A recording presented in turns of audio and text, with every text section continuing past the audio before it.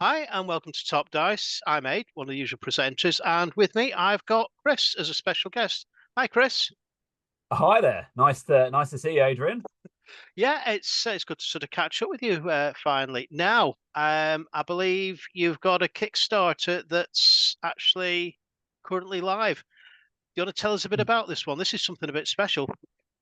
Yeah, so the game is called MORK ORG, which, if you've ever heard of the game MORK BORG, is a an obvious hack of that name. It's probably too close a hack of the name. I myself keep misspelling it and just writing MORK BORG instead of MORK ORG. But the org is for organization, and the idea basically is taking a classic dungeon RPG and then just resetting it in a really boring, tedious office environment.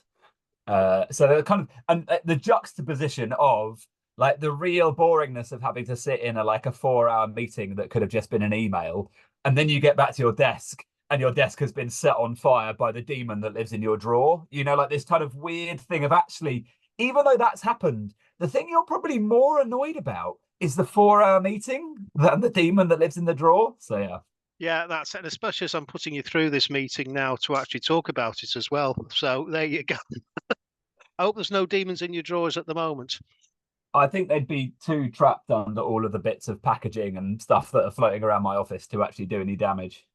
Right. Well, before we go any further as well, you've got some quite interesting news about the funding already, I believe, of this. So, how many hours into it are we?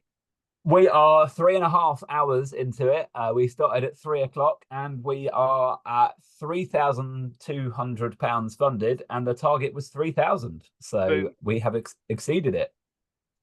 Congratulations. Right. Absolutely brilliant. Now, I have backed it myself, so I heard about it, and it's one of the reasons why I've got you on here to talk about things. So, why did you actually choose Mork Borg as the basis for this one? Any particular reason? Well, I think I mean there's a growing group of us who just really love the kind of really rules like kind of simple games that don't. There's a lot of rules like games out there that completely throw out the kind of the baby with the bathwater in terms of they're so rules like that there's like no rules. And maybe sometimes the setting suffers a bit from that. What Morkborg has is just a really, really strong, horrible, nasty setting that just anyone who picks it up and flicks through goes, "Oh yeah, this is just the most horrific dungeon you've ever been in." So there's a lot of Morkborg hacks out there. The common ones would be Morkborg, Cyborg, and Pirate Borg. They're kind of the three big ones. But it's got a really, really permissive license. Johan Noor and Pelle Nielsen, the creators, that they've basically just said, if you want to do anything with this, you can do. Just make sure that you put that it's not us that's made it, it's you. And apart from that, you can kind of hack and steal anything you want. And so the core of it is most of the hacks of it are like a 4 stat system. I might be going too deep into the woods here, Not I at don't all. know, but No. like so you've got strength, presence, which is like kind of sort of mental, but you can use it for like power, for like magic powers and stuff like that. Presence, toughness, and agility, and it kind of condenses down. Often a lot of things have like 6 stats, and then a lot of people who play like things like D&D or many of those kind of clones often say like charisma and wisdom and intelligence. There's a lot that are like maybe not used that much, or there's things like I'm sure you've heard the phrase dump stat, but like the Yes. idea where you're basic. So what happens there is you're playing a system that is not built to actually facilitate the games you're playing.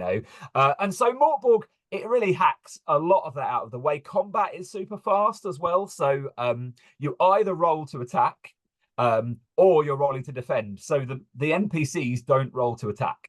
And you don't. So you don't roll to attack and then they roll to defend. It's just all in one thing. So it goes nice and fast, and then all your characters are really flimsy and die really easily as well, which fits with the kind of old school dungeon experience. So that's Morkborg. And then so it's just, well, what do you do with that? And then there's so many. I mean, I'm constantly coming with this like a school Borg, like something set in a school and you're all students fighting off the janitor.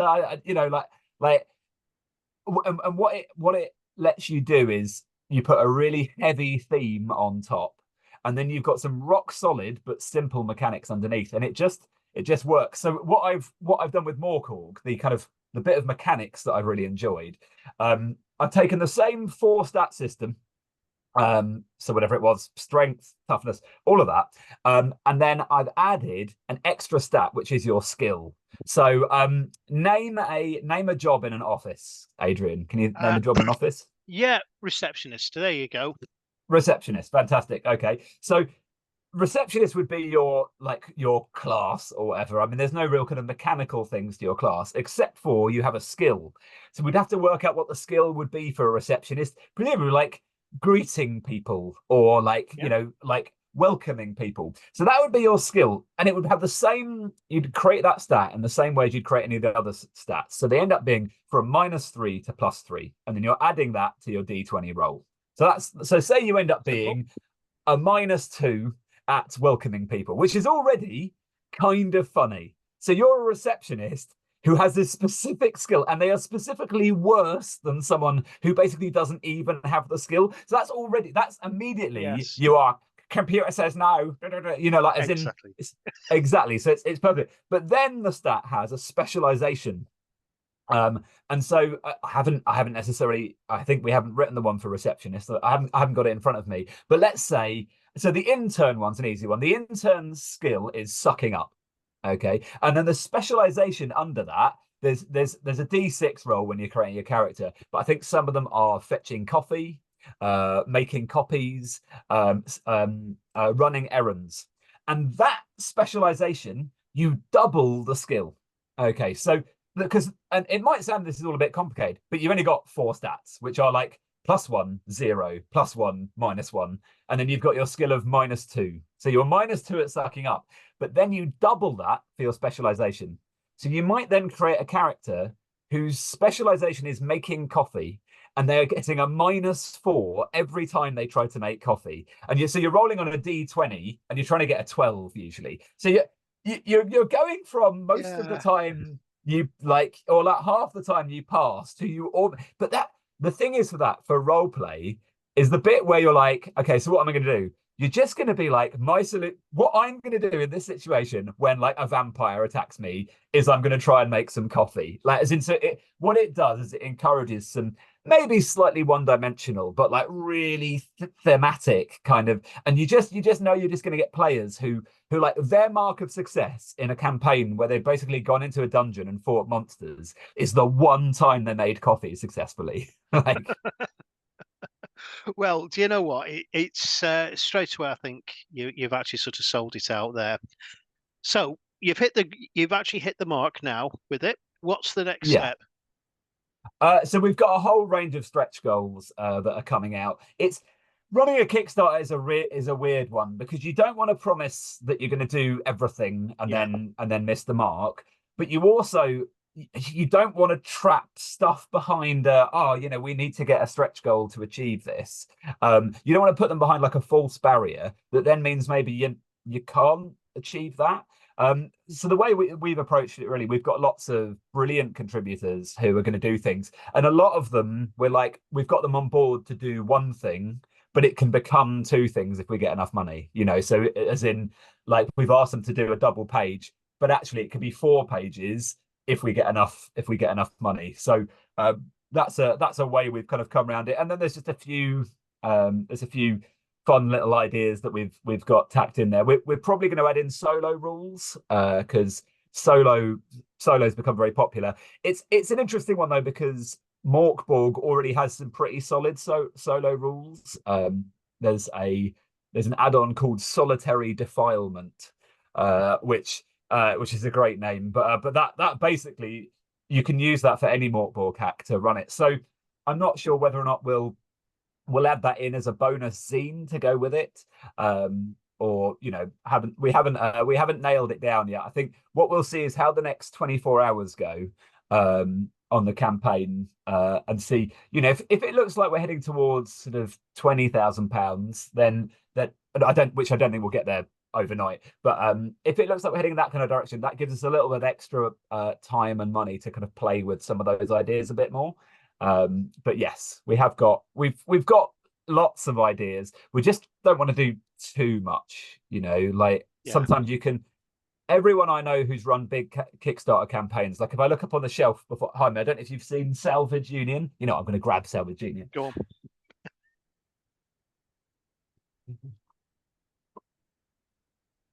on. This is Salvage Union, which I don't know if you've come across it, but if you haven't, you should. Yeah, you should do it. They've actually got a Kickstarter running at the moment for their starter set, which is very cool. But I'm really good friends with Pani and Alid. Pani is actually writing for MORK ORG as well. But they did. I remember chatting to them, and they did this. This a big, fat, really nicely written, beautifully laid out book. And then they did 3 adventure hardback modules to go with it. And I remember chatting with them sort of 9 months after the Kickstarter, and they were like, "Oh, I think maybe," and they got them all done and they're all lovely. But there was it was a thing that was very easy to offer in the campaign, and maybe was more work coming out of that. So I'm hesitant to say definitely a solo zine, but I think that would be the thing I'd like to explore potentially. Yeah, I think that's a good option. I've been involved in a couple of Kickstarters myself, and the stretch goals can kind of run away with you a little bit if you're not careful. It's just something to be aware of.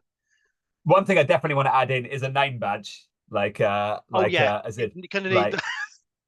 Yeah, definitely because their name badges are often really, not name badges normally, but I often make a little, when I'm doing role play games, a little pyramid of paper in front of me, with a name on. It's a really good way for everyone to know each other's names in character. But actually, name badges would just, you could do badges or you could do stickers, couldn't you? Yeah, well, if you can go to badges, I'd definitely go with that. That definitely would be a way forward. And you could always get one of those. If you remember those little sort of plastic name things, you could actually sort of punch out and stick it over the top. That's from a few years ago. That I can't remember the name of them now. But yeah, that would be something sort of very, very cool. I work in an office on a daily basis, basically, so that would. That would definitely be a hit on there, I think, well, and if you look people get. If you look on the front cover, the monster on the front cover has "Hello, my name is" written on there. So that's the. That'll definitely happen. Even if all it is you get a pad of stickers, which in a way is quite fun because that's actually quite cool as well. You could even go with the next level and sort of McDonald's-ish, so they get stars depending on level or whatever it is. I think McDonald's got rid of the stars because everyone always had no stars. Well, that's the more reason why MORK ORG should actually have more stars. I do like the idea of, but we're now talking feature creep, aren't we? As in a stretch goal where I have to get involved in plastic molding is quite a stick quite with the paper ones, one. the paper sticky ones, I think, actually, because even there you could even colour the badges in or the stars in or whatever, or you could just include some gold sticky stars. But yeah, boom, no, there you go, sorted. There we go. You see, I definitely. You could have some gaps on the label, couldn't you, for stars, and then you could award the stars. There is a promotion system as well for the game, which again, it's a bit like, I don't know if you played like not Savage Union. Oh dear, Savage Worlds, like Benny's in Savage Worlds, or Inspiration, or over there the Savage World stuff. I'd say it's not behind me. It's you're only getting a little bit of the games behind me. However, talking about games, that's a lot of games there behind you. Well, I think the difference between the games behind me and the games behind you is you can tell that a lot of the games behind me are duplicates. Yes. So I'm also one of the 2 people that runs Beyond Cataclysm. Right. So we're a small publisher, but we're also a web store as well, and we stock about 300 indie zines, indie games. Let me glance behind me and see what jumps to mind. I've got the Alien RPG, got the Die RPG by Rowan Rook and Descartes. I've got DCC, Dungeon Crawl Classics, Eat the Reich, loads of games at the top. Alice Vegas, The Book of Gaub. So if you go on our website, beyondcataclysm.co.uk, we have hundreds of games on there with pretty cheap UK postage, and we can post internationally as well. Well, I'll tell you what, we'll stick that in the description of the video as well, which is going to be going out on YouTube. So you've heard it there, but also check out the description, because as well as the link to the Kickstarter, you'll actually see the link as well to the web shop. So again, basically, anyone watching this video, all for local support, UK or national, it doesn't matter. Basically, small guys, that you need to support them. So get out there and make sure you back this Kickstarter, and also you go take a look at the web shop and see about making a couple of purchases. Those 2 or 3 purchases can make a heck of a difference. Yeah, definitely. I think there's a connection you can have as a, with creators at this level, at this kind of indie level. I mean, so we've just crossed what we at. We're at £3,500, but Wow. that is 67 backers. Like, as in, so actually, you're joining a little family, aren't you? It's not 10,000 who buying the next hardback, whatever. It's you go on a bit of a journey with creators, and you can have these kind of conversations of suggesting gold stars to go on the labels. Exactly. Well, even if you don't end up with that particular stretch goal or anything like, or option or whatever, then hopefully someone watching this video will just go ahead and make them themselves, because it sounds like it would just fit in perfectly with the game that you're actually offering there. After MORK ORG, have you got anything else planned? Is there going to be any more MORK ORG stuff? So I think MORK ORG, I've got realistic expectations about MORK ORG. It's a standalone game. Like, maybe the problem is you get diminishing returns when you do third-party stuff for something that's already third-party.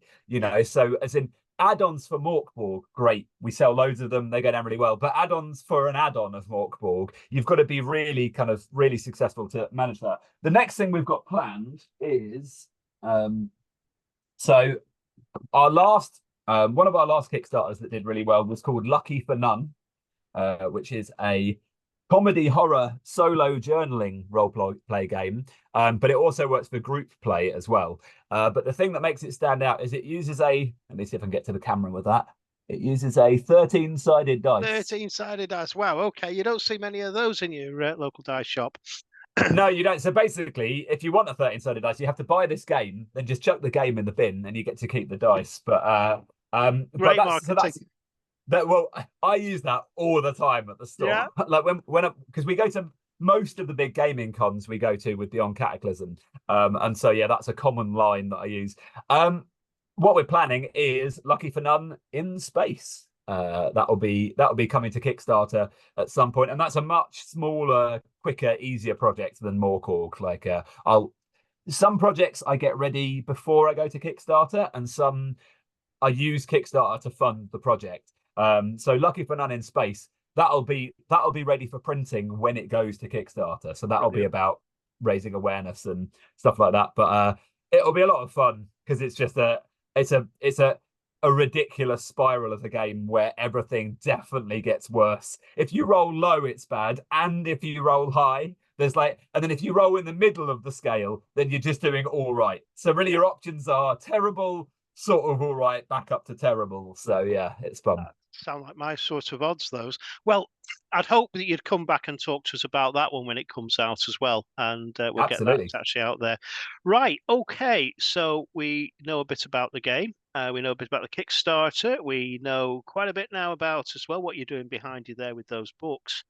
Any last words regarding the Kickstarter? Why should someone back it? There you go. That's put on the spot there, haven't I? Well, I think first of all, go on, have a look, watch the video. So we put a ridiculous amount of work into the video and people don't really watch videos. They watch like 30. You can see the stats of how few people make it to the end of videos when you're looking at them. But we were very inspired by The American Office. So we kind of combined the idea of The Office with some of the horror elements. So there's like a horrible demon in it, I'm not sure what he's a sort of a green monster, but what he's really angry and enraged about is the fact that his stapler has been taken, and so it gives you a good flavor of the nonsense that's going on if you like that idea, if you can see, really the aim of the game is to be cathartic. I think you said yourself, Adrian, you work in an office, Yes. and there are probably days that you wish you didn't work in an office, and actually having daydreams about, you know, attacking your boss with a stapler are probably not healthy or ideal. But if you turn your boss into a vampire in game, then it's like appropriate to attack him Oh, with a stapler, isn't it? You yeah. know, so I think it is a very healthy way to let off steam. And when the first, you know, workplace sacrifice happens as a direct result of this game, I shall feel like I have probably stepped wrong there. Which would be funny if I create the new Satanic Panic, because I'm actually a church pastor as well, so that would be quite funny. Well, do you know what? I am so pleased that it's been successful so far. I think it's actually going to go quite a ways, this one. I'm looking forward to seeing it myself. Like I said, I backed it. I don't back too many games these days, but I just, after a very brief touch with you earlier on, I went, you know, I'll take a real good look at this. And within, I would sort of say, 60 seconds of looking at the Kickstarter, I went, yeah, yeah. Awesome. So That's good. take a look at this, everybody. Certainly give the video a watch. That's going to be well worth a look at. And more importantly, make sure you back it. If it's anything that you think that you might play, even if it's just as a filler or now and then, think of the name badges with the stars. Get in there and support this project. Right. Well, thank you very much for your time, and Thanks very much. I'll talk to you soon. Thank you very much. Thank you. See you in a bit. Goodbye from Bye. me, and it's goodbye from him. See you later. Bye bye. Bye. Oh.